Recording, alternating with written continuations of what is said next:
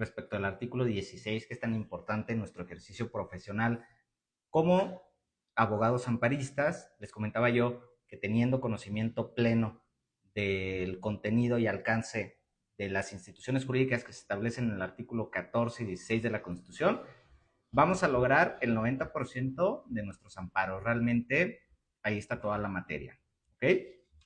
Entonces vamos a retomar un poquito más, no me voy a detener mucho, pero es importante que quede muy claro todo lo que tiene que ver con el artículo 16 de la Constitución Federal. ¿Ok? Tenemos primero los actos de molestia.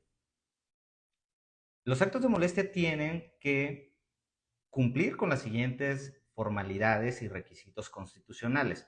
En primer lugar, tienen que constar por escrito, tienen que ser expedidos por autoridad competente y se tiene que motivar y fundar la causa legal del procedimiento.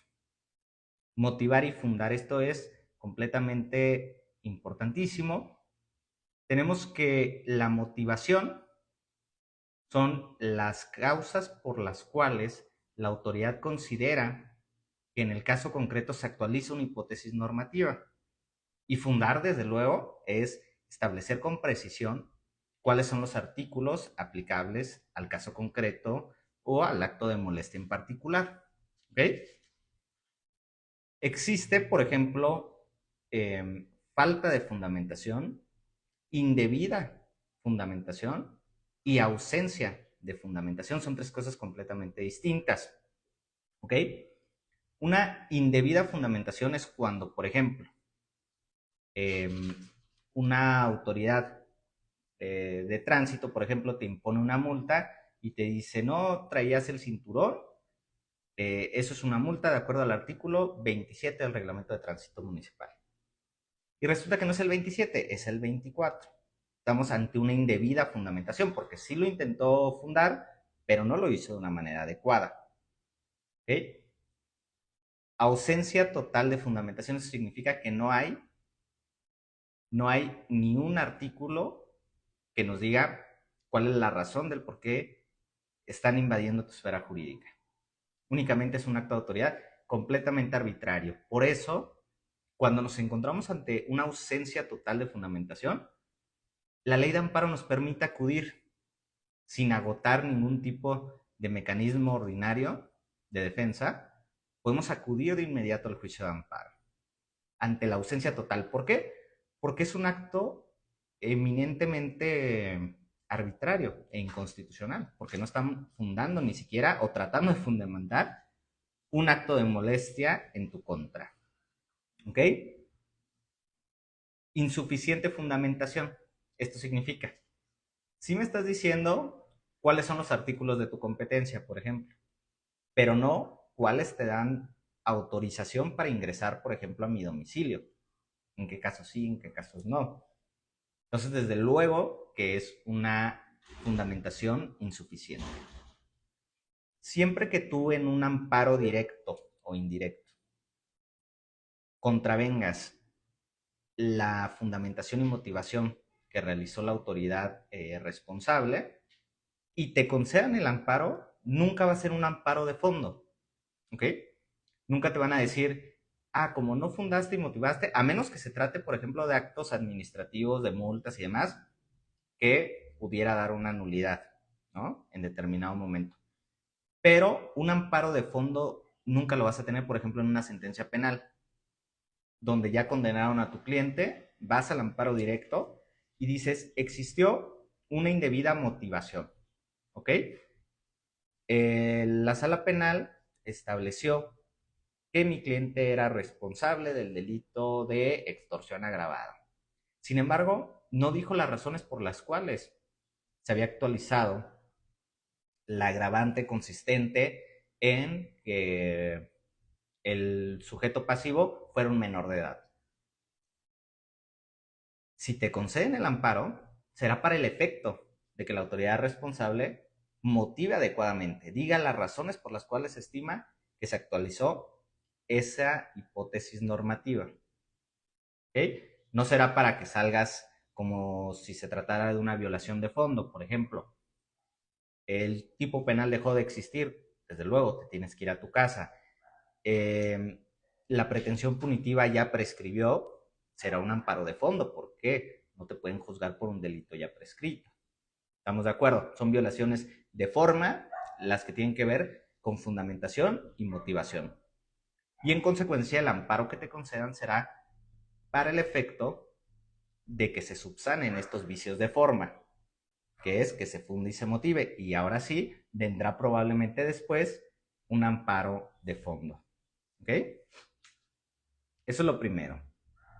Tenemos el tema de protección de datos personales, que no es otra cosa que las garantías que tenemos nosotros como ciudadanos de que vamos a tener acceso, que se pueden rectificar, que se pueden eh, cancelar o oponernos también a la publicación de nuestros datos personales en cualquier tipo de procedimiento, tanto administrativo y ante particulares. Como saben, existen dos normativas, una que nos dice Ley de Protección de Datos Personales en, en posesión de sujetos obligados, esto es, instituciones de gobierno, dependencias, juzgados.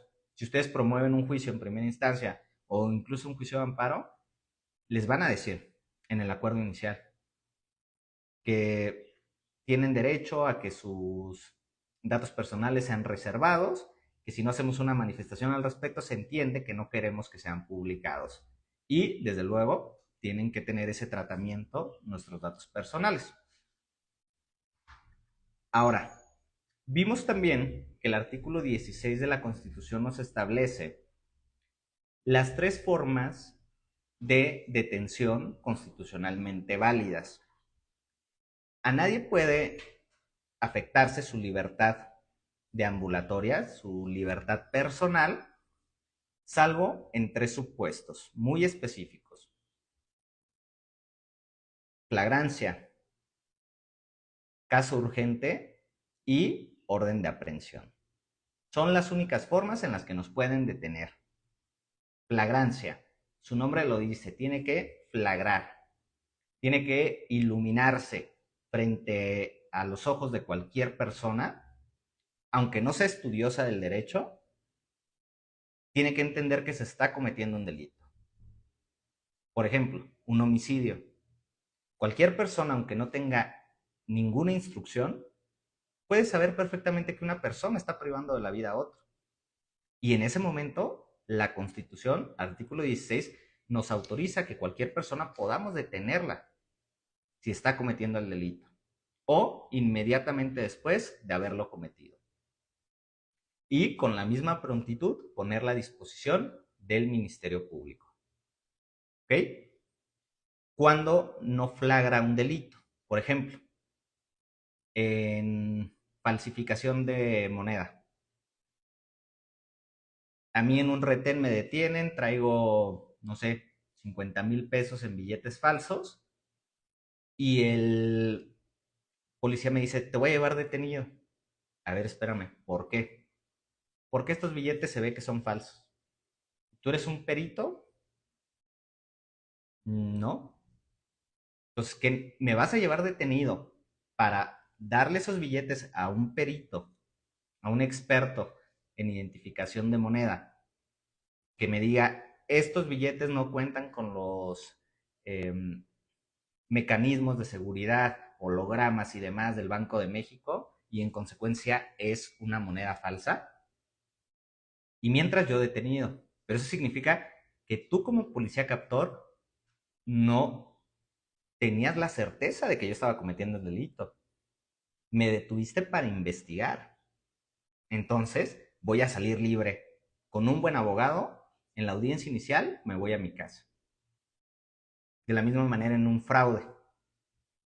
Desde luego, si yo estoy aquí en mi despacho y uno de mis socios se va con el dinero de un cliente, me defraudó o abusó de mi confianza, en ese momento ninguno de mi personal puede detenerlo y decirle, acabas de defraudar al licenciado Ismael, te voy a llevar a la cárcel. Pues no, estamos de acuerdo que no es un hecho que flagre ante todos, ¿no? Como pudiera ser, por ejemplo, un tema de una violación, un abuso sexual. Eso cualquier persona puede entender que alguien se está resistiendo a la cópula y que alguien se le está queriendo imponer. Ah, bueno, en ese momento podemos llegar y válidamente detenerlos. Esa es la flagrancia. Por eso ven en muchos casos que las personas que nos presentan como culpables, porque son presumidas inocentes, pero por eso salen en la primera audiencia, en la audiencia inicial, en la calificación de la detención. ¿Por qué? Porque el delito probablemente no flagró o se dieron otras condiciones de la detención, pero en muchas ocasiones es porque no se dan los supuestos de flagrancia. ¿Ok? Tenemos entonces la orden de aprehensión que la autoriza un juez de control. El Ministerio Público investiga, realiza toda su investigación, tiene elementos suficientes para sostener que se ha cometido un hecho que la ley señala como delito y que existe la probabilidad de que alguien lo cometió.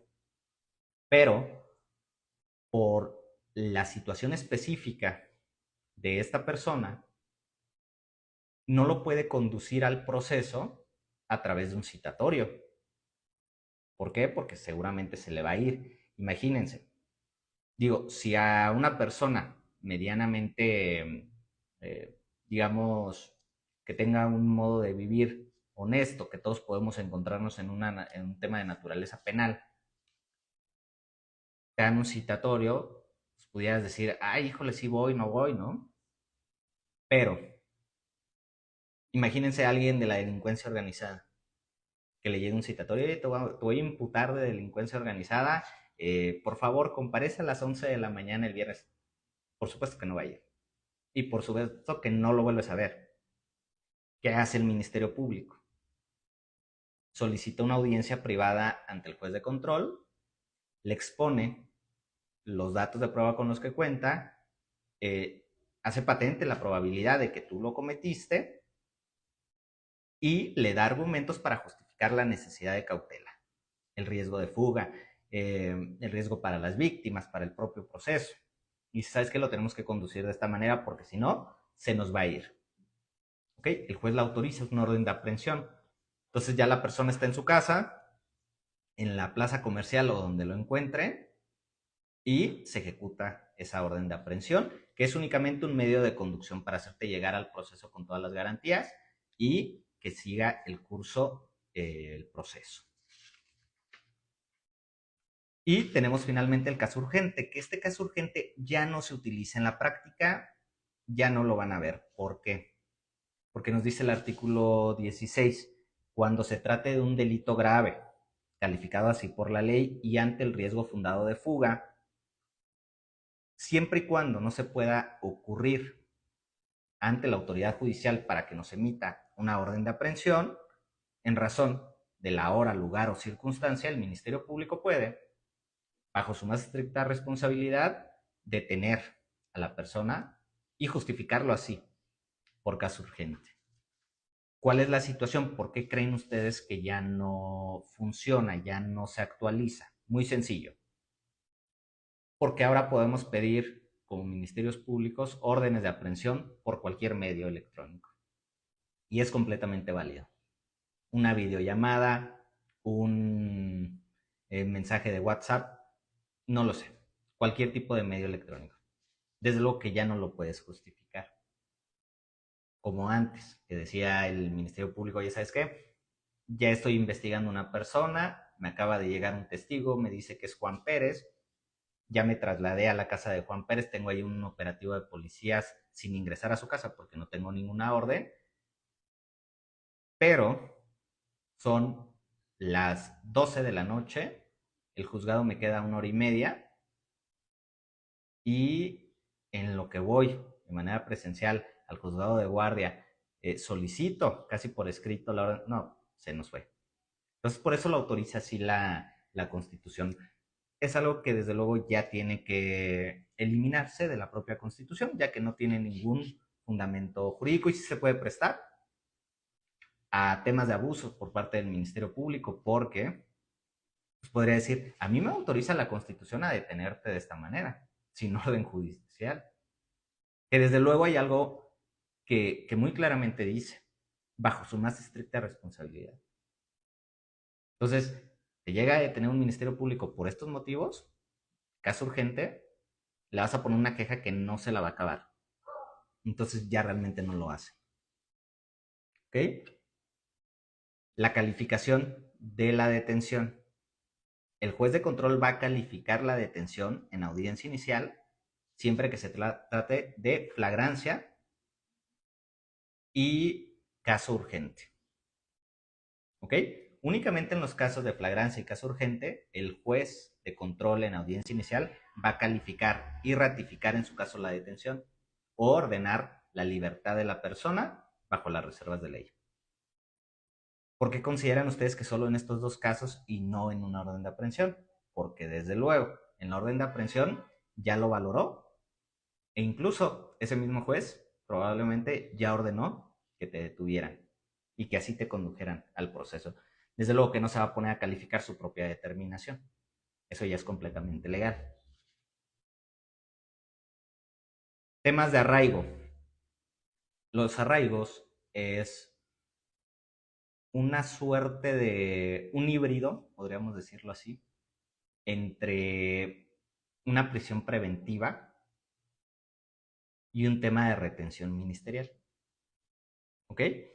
¿Por qué digo un híbrido? Es decir, una combinación de ambos. Porque el Ministerio Público Federal, en casos de temas de delincuencia organizada, puede ordenar tu arraigo por 40 días. Estos 40 días son para su investigación. Imagínense la gravedad. Esta era una de las figuras más usadas en el sexenio de Felipe Calderón, cuando tuvo mucho auge pues, la lucha contra la delincuencia organizada. ¿Y qué hacían? El Ministerio Público Federal decía, tengo un indicio de que Juanito es de la delincuencia organizada.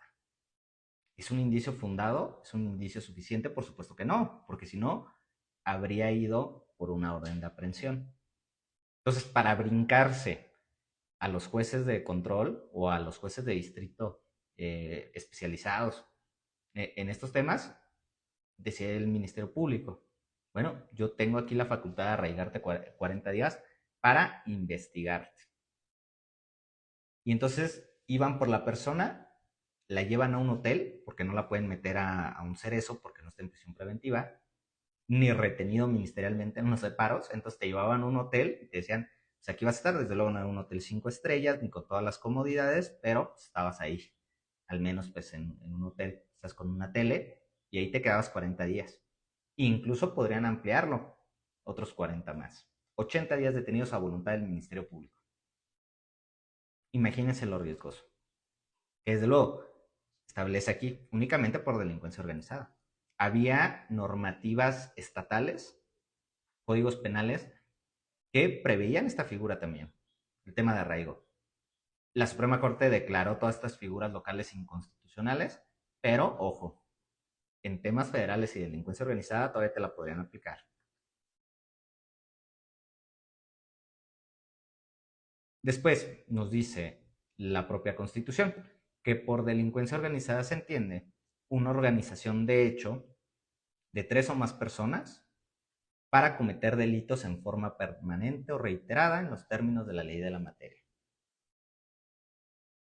Esto causó mucho revuelo entre los constitucionalistas por allá del 2008, me parece que fue esta reforma donde se ingresa una tipificación a la parte dogmática de la Constitución. Imagínense el, el momento pues, histórico y social en el que vivíamos en ese entonces, en el que se tuvo que elevar a categoría constitucional un tipo penal, precisamente para que las personas pues, no pudieran alegar un tema de inconstitucionalidad de las normas secundarias que preveían todo lo de delincuencia organizada. ¿Por qué razón? Porque está en la propia Constitución, en el artículo 16. Una organización de hecho. Hay cuestiones de hecho y cuestiones de derecho. Desde luego, una organización delictiva de la delincuencia organizada no se va a ir a constituir como una sociedad anónima de capital variable, ¿estamos de acuerdo? Entonces, es una organización de hecho. ¿Y por qué una organización? Porque cuenta con temas jerárquicos, de división de funciones, como si fuera una estructura empresarial, tal cual, ¿no? Hay jefes, hay directores, hay personal, pero también es de hecho, ¿ok? No existe un fundamento jurídico, desde luego, para una institución de esta naturaleza, organización, tres o más personas para cometer delitos de forma permanente.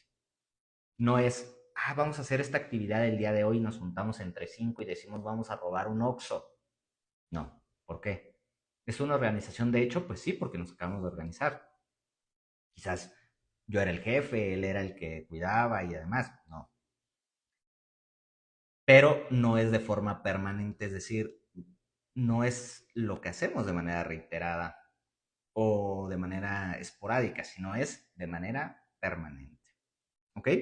Y de hecho, aquí hay un tema muy importante.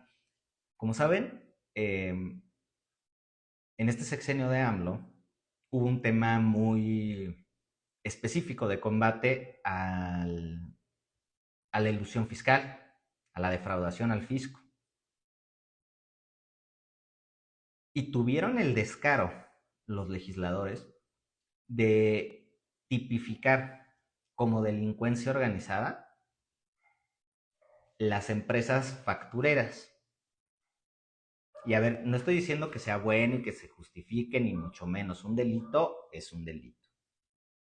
Pero a ver, delincuencia organizada, yo creo que es un exceso. Y así lo vio la Suprema Corte. ¿Y saben por qué razón declararon inconstitucional el hecho de que quisieran comparar una empresa facturera con un cártel? Muy sencillo, que no es una organización de hecho. ¿Estamos de acuerdo? Para tú poder emitir facturas falsas y defraudar al fisco, te tienes que constituir como una empresa, una sociedad anónima, una sociedad de responsabilidad limitada o la que te imagines. Pero tiene que existir esta organización jurídica del ente. Y como no, desde luego que no puede equipararse a una delincuencia organizada. Este fue la razón jurídica que dio la Suprema Corte, pero por favor, o sea, a todas luces era un tema de una irresponsabilidad incluso legislativa. Porque sí es un delito que se tiene que perseguir, que se tiene que castigar, pero no lo puedes comparar a un tema de delincuencia organizada. ¿Ok? Tenemos el tema de la retención del Ministerio Público.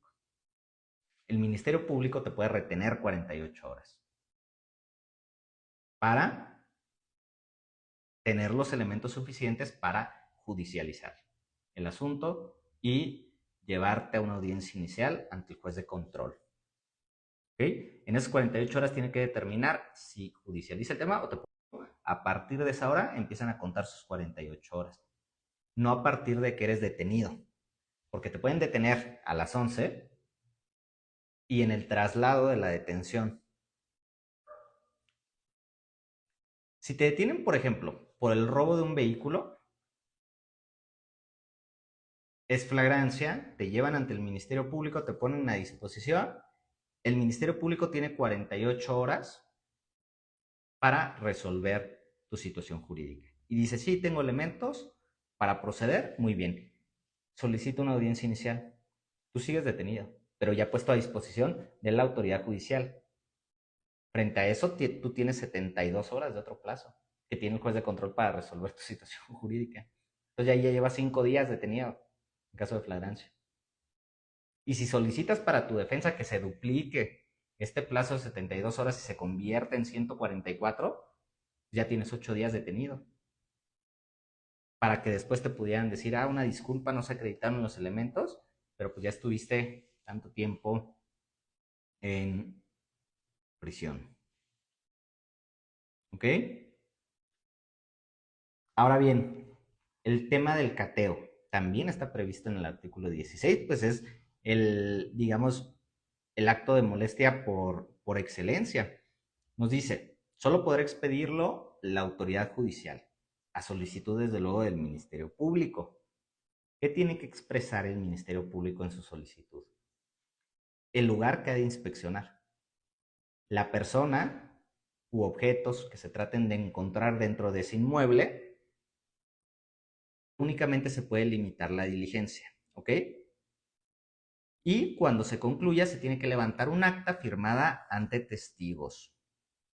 Muy bien. ¿Qué significa esto? Por ejemplo,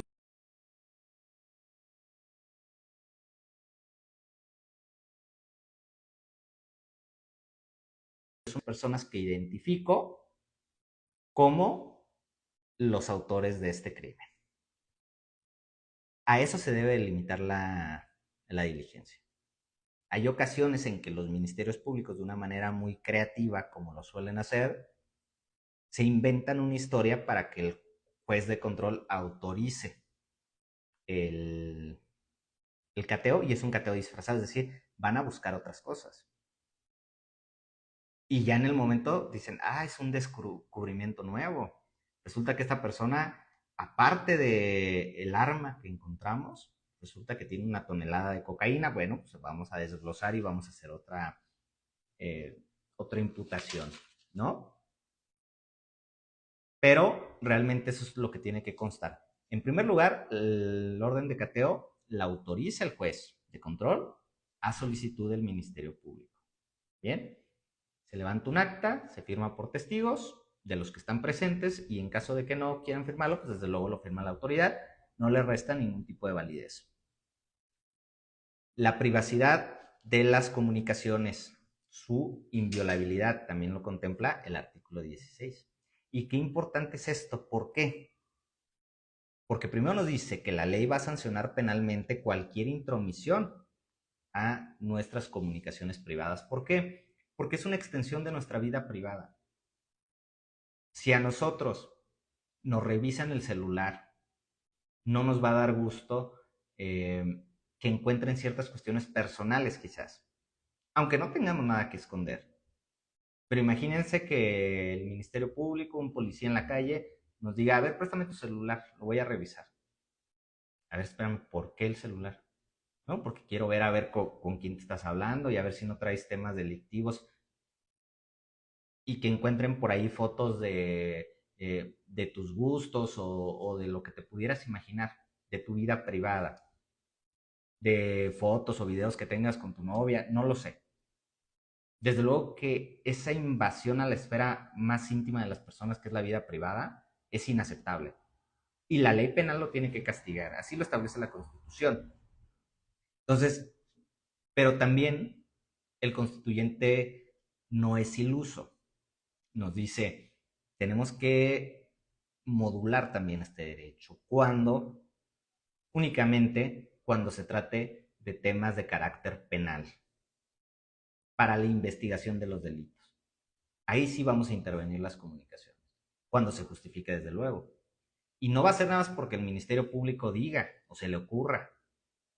A mí me parece que probablemente X persona esté cometiendo un delito. Voy a meterme a sus comunicaciones y a ver qué encuentro, ¿no? Por supuesto que no. Tiene que ser una petición, y solo el Poder Judicial de la Federación, ya sean delitos del fuero común o delitos del fuero federal, solamente juzgados de distrito especializados en este tema pueden autorizar la intervención de comunicaciones. ¿Ok? No el juez control del estado de Oaxaca, no. El juez de distrito. Se reservó así al Poder Judicial de la Federación, que pueda autorizarlo únicamente. Se va a valorar el alcance de la intromisión, hasta dónde sí, hasta dónde no, para que pueda tener validez en un proceso penal.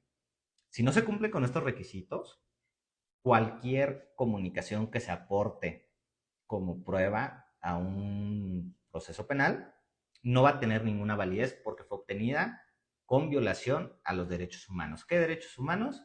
la vida privada, la dignidad de las personas. ¿Ok? En ningún otro caso, aquí nos lo establece, exclusivamente la Autoridad Judicial Federal, a petición del Ministerio Público, podrá autorizar la intervención de la comunicación privada. ¿Ok? La autoridad competente deberá fundar y motivar, como cualquier acto de molestia, las causas legales de la solicitud, expresando además el tipo de intervención, los sujetos a los que va a comprender y la duración. No va a ser de manera indeterminada, a ver qué encuentra o lo que sea. No. Es de manera muy específica. Yo necesito 2 días intervenir las comunicaciones por medio de teléfono, su geolocalización tal vez para un tema de víctimas, para un tema de secuestro o de una situación de esta naturaleza, por supuesto que te la van a autorizar. Ahora, no se puede intervenir una comunicación cuando se trate de temas de carácter electoral, fiscal, mercantil, civil, laboral o administrativo, es decir, ninguna materia que no sea la penal. Y ojo, con reserva de que jamás en la vida te van a aceptar una comunicación entre el acusado y su defensor. Eso siempre va a ser inviolable. A nosotros como defensores, por eso siempre les decimos a los clientes, conmigo te confiesas. ¿Por qué? Porque a mí me puedes decir, yo cometí el crimen más atroz del mundo. Y si alguien nos está grabando aquí en mi despacho y lo quiere utilizar como prueba, mira, aquí está el reconocimiento y es su voz o su video donde él dice que él cometió el crimen más atroz del mundo, ¿qué creen ustedes? No va a ser procedente como prueba. ¿Por qué? Porque es una comunicación.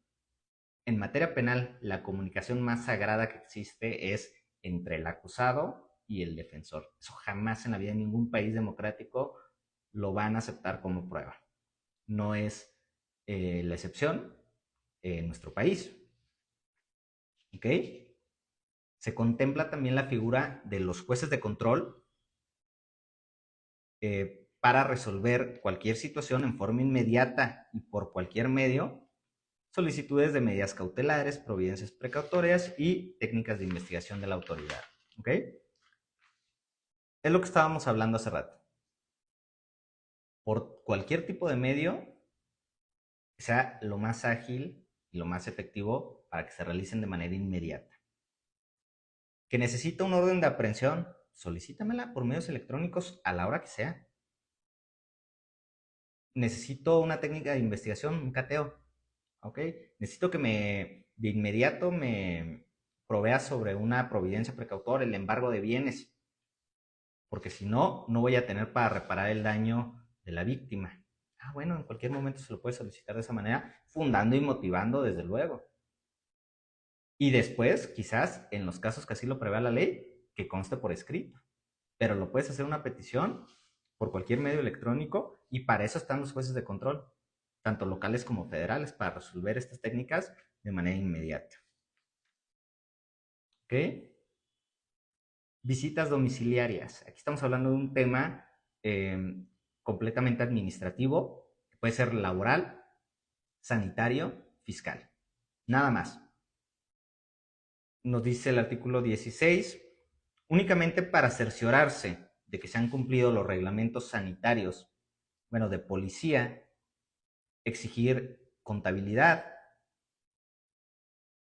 Solo así la autoridad administrativa podrá practicar este tipo de visitas domiciliarias. ¿Ok? Por ejemplo, en el tema de los consultorios y farmacias médicas, llega COFEPRIS, estamos de acuerdo que es una autoridad administrativa. Dice, oye, voy a pasar a tu casa, perdón, a tu farmacia o a tu consultorio. Tú vas a decir, ¿por qué? Es una propiedad privada, es un acto de afectación. Espérame, la Constitución perfectamente lo autoriza. Enséñame el mandato de un juez. No necesita el mandato de un juez. ¿Por qué? Porque eres una farmacia. ¿Sí me explicó? Van a entrar a tu casa o a tu domicilio para verificar que has cumplido con los reglamentos sanitarios, con las normas oficiales, que no estás poniendo en riesgo a la población con los medicamentos que vendes. Lo mismo cuando un tema contable.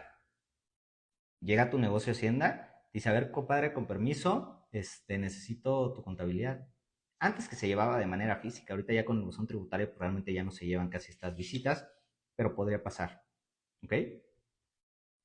Y ojo ahí, como abogados, cuando te consultan eso, me han hablado a mí clientes, por ejemplo, de farmacias, y me dicen, licenciado, tengo aquí un inspector que se quiere pasar, dígale algo. Y digo, pues que lo tienes que dejar pasar. ¿Sí me explicó? ¿Por qué no? Porque si te pones rejego, de inmediato puede llamar a la fuerza pública y hacerse auxiliar.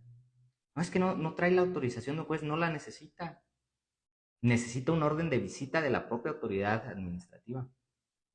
Es decir, el de la COFEPRIS o el de COEPRIS en los estados, firmado por el titular. Oye, te ordeno, inspector, que vayas a esta farmacia y que me la revises para ver si están cumpliendo con la norma oficial mexicana número tal, no sé qué.